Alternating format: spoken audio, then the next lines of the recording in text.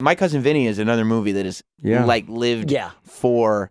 There's never been a period of time where that hasn't been a movie that people are like, how great is that? Yeah, do you have any idea when you're doing something like that this is going to be one of these things that lasts forever? No, I knew or I felt. I mean, I thought, Joe and Marissa, it was so clear that they just had a magic, together.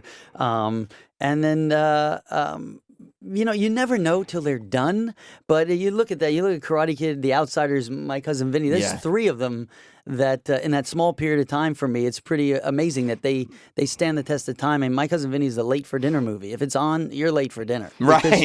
You just got to wait for that one more setup to pay itself off. And that's one's funnier than the next. And from the entire cast, from Austin Pendleton as the stuttering public defender, and Fred Gwynn as the judge in his last performance. Was that his last thing? Yeah, that was his last thing. Did you hang out with Fred Gwynn at all? Fred Gwynn, he had two German Shepherds. As I know this, the one was named Duchess and the other was named Contessa. How do I know this? Because that's all I heard, all that Duchess, Contessa, Duchess, Contessa. He was just calling these dogs constantly.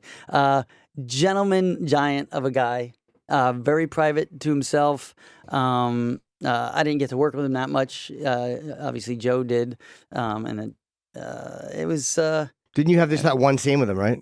I'm in the courtroom for on it, but and him and Joe were totally different. But they look and just different physical, just in a different way. Like Fred liked to do his coverage.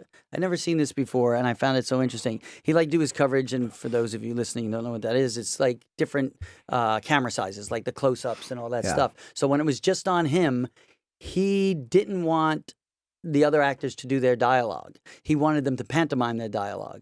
So Joe would have to silently Charlie Chaplin or Buster Keaton do his stuff, and then Fred would take his own cue and do his line. What a fucking pro! It's weird. That's really hard to do, and it's probably because he got something stepped on in 1961. Yeah, right. Somebody must have stepped on a moment that he wanted to deliver, and that's the way he did his stuff. And so, not in the scenes when the camera's wide. Of course, obviously you're playing the scene, but when it came in to get those individual beats in a close-up, he just wanted to take his own beats.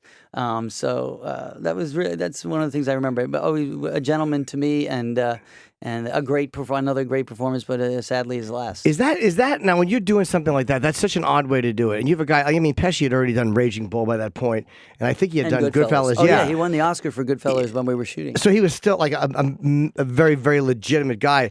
How is that conversation like when you need an Oscar-winning actor to move his lips without saying anything? Is that like a power play, or is that like, hey, look, would you mind? I don't remember how it happened. I just remember Joe saying to me, "You see what I got to do here?" You believe this?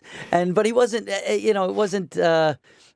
I wasn't disrespectful to Fred in any way, but he just, and that's when I noticed it, because I wasn't in the scene. I was to the side on the table. When you're shooting a movie with a guy like Joe Pesci, and then he goes and wins an Oscar, and then he comes back to set. And came back with the Oscar. Yeah, does the vibe change where he's like, hey guys, I don't know if you noticed. Yeah, but, it was awesome. Then he starts shouting when Fred's doing his close-ups. He's holding a fucking Oscar. Yeah, I'm gonna talk. If I want to talk, I'm going to take this trophy and put it right in front of the camera.